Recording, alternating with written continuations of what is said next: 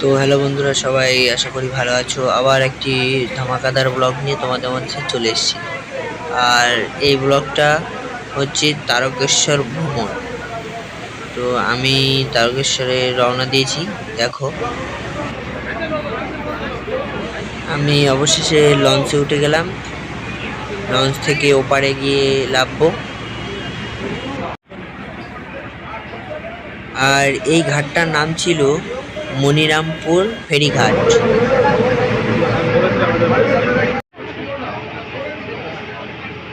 অবশেষে লঞ্চে থাকার পর আমরা গঙ্গার এপারে চলে আসলাম।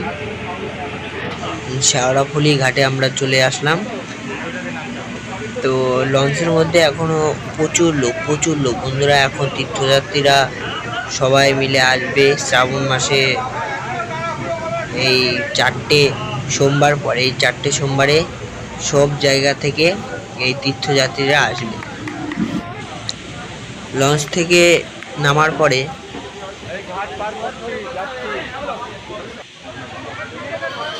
চলে গেলাম আমরা একটি বাগ বানাতে। মানে এখানে গেলে তোমাদের বাগ যদি মানে প্রথমে কিনতে হবে, তারপরে ওইখান থেকে তোমাকে সাজিয়ে গুছিয়ে সব একদম টোটাল গুছিয়ে দেবে। তা আমরা একটা বাগ বানাবো বলে হাঁটছিলাম, কিন্তু একটা ভালো দোকান খুঁজে পাচ্ছিলাম না বলে আরেকটু সামনে যাচ্ছিলাম। আরেকটু সামনে যাওয়ার পরে হয়তো দেখি একটা দোকান পাওয়া যেতে পারে, কারণ আমরা প্রত্যেকবার গেলে ওই দোকান থেকেই বাগ বানানো হয়।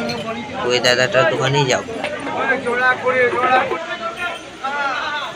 তো আমরা চলে এসেছি, আমাদের বাগ বানানো শুরু হয়ে গেছে। ওই দাদাটা আমাদের বাগগুলো বানিয়ে দেবে। আর আমরা যা যা ডিজাইন আর কি করবো বাগে, সেগুলো দিয়ে দিয়েছি। দাদা সেগুলো লাগিয়ে দেবে, পুরো কমপ্লিট করবে। আর এই যে দেখো, সব ভোলে বাবার ভক্তরা সব লাইন দিয়ে আস্তে আস্তে বেরিয়ে যাচ্ছে।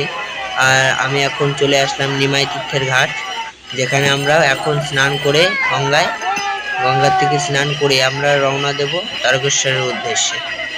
আর এইখানে আমাদের বাঘগুলো রাখতে হবে, কারণ এইখানে বাঘগুলো রেখে গঙ্গার থেকে জল তুলে নিয়ে এসে বাঘের জলগুলো ঠিকঠাক বেঁধে নিয়ে আমাদের বেরোতে হবে।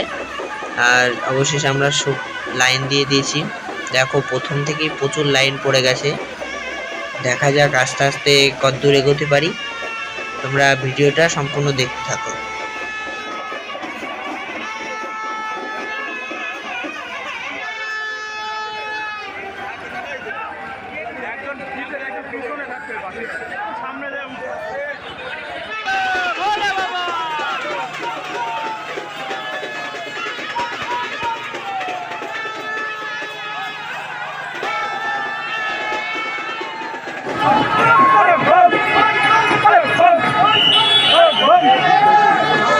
দেখো বন্ধুরা, আমরা অনেকটা দূর প্রায় হেঁটে এগিয়ে গেছি।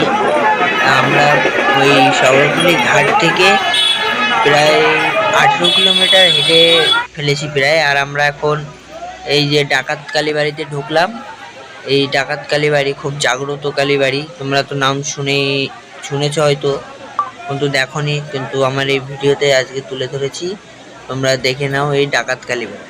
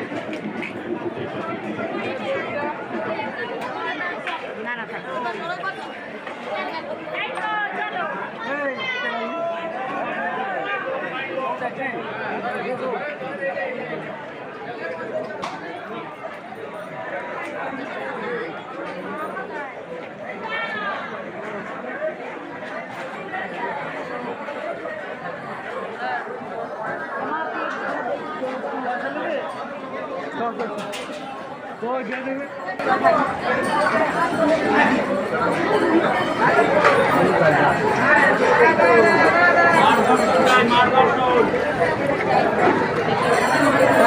ওইখানে বেশি সময় লেট করলাম না, আমরা ওইখান থেকে বেরিয়ে পড়লাম। আর আমি এই যে বাঘ নিয়ে হাঁটছি, তোমরা দেখতেই পাচ্ছ। খুব কষ্ট হচ্ছিল, তাও বাবা ভোলানাথ আমাকে খুব সহজেই আস্তে আস্তে এগিয়ে নিয়ে যাচ্ছিল। এটা হাঁটার পরে এখন আমরা চলে এসেছিলাম ওই তোমার কি একটা স্টেশন আছে, ওই স্টেশনের ওপরে। বাট আমরা এই রাস্তা ধরেই হেঁটে যাব। দেখো বন্ধু, অনেক কষ্টে নষ্টে সেই তারকেশ্বরে এসে পৌঁছালাম। এই যে সেই তারকেশ্বর স্টেশনের সাইড দিয়ে যে রোড, ওই রোড ধরে আমরা পুরো তারকেশ্বরে চলে আসলাম। তো দেখো বন্ধুরা, লাইন বাই লাইন কত লোক, এখন যাই না কেমন ভিড় হবে ভেতরে। তো তোমাদের কাছে আমি যতটা পারি ভিডিও ততটাই তুলে দেবো। বন্ধুরা, এই মন্দিরের দ্বিতীয় সাইডে যেই গেটটা, ওই গেটটা আমরা পেয়ে গেছি ইতিমধ্যে। এই গেটের এই পিছনের গেট, এটা দিয়েও ঢোকা যায়, সামনেরটা দিয়েও ঢোকা যায়। কিন্তু এইখানে গিয়ে দেখলাম প্রচুর দোকান, এত সুন্দর সুন্দর বাঁশি, দারুণ দারুণ জিনিস এখানে সব পাওয়া যায়। তোমরা গেলে সব কিনতে পারবা যদি ইচ্ছা হয়। লাস্ট পর্যন্ত এত ভিড়, তার জন্য আর কিছু করার নেই। পার্সোনাল টিকিট কেটে তারপরে বাবার মাথায় জল ঢালতে হলো। আর জল ঢালার পরে যে সেই দুধ পুকুর, এই দুধ পুকুরে আমি এখন স্নান করে নেব। আর আমি স্নান করতে নেমে গিয়েছিলাম। পুকুরটা খুবই গভীর ছিল। আর বন্ধুরা, দুঃখের বিষয়, আমি যে জলটা ঢেলেছি সেটা তোমাদের কাছে তুলে ধরতে পারলাম না, কারণ যেখানে জল বাবার মাথায় জলটা ঢালবো সেখানে প্রচুর পরিমাণে ভিড় ছিল। তার জন্য আমি তোমাদের ওই ভিডিওটা দেখাতে পারলাম না। আজকের ভিডিওটা এতটুকুই। চ্যানেলটিকে